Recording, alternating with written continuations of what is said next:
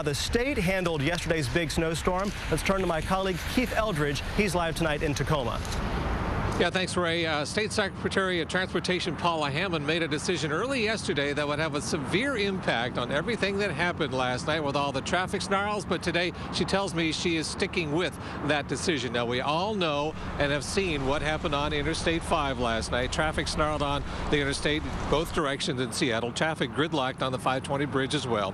All because of the big spinouts, mainly the big rigs and articulated buses. The drivers say they were stuck in their vehicles for up to 8 hours, and many are now pointing to a decision made by Transportation Secretary Paula Hammond to not change over the express lanes in a different direction. It takes DOT crews to manually do it.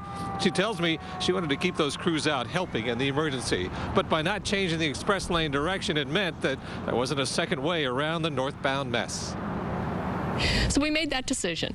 Was it the right one? Today, I think still it probably was, even though, unfortunately, a lot of people sat in the northbound traffic, and they sat on 520, and they sat on 405, and all over Puget Sound. We had a mess. I'm sure she'll second guess herself, but right now, she made the best decision she could under the circumstances.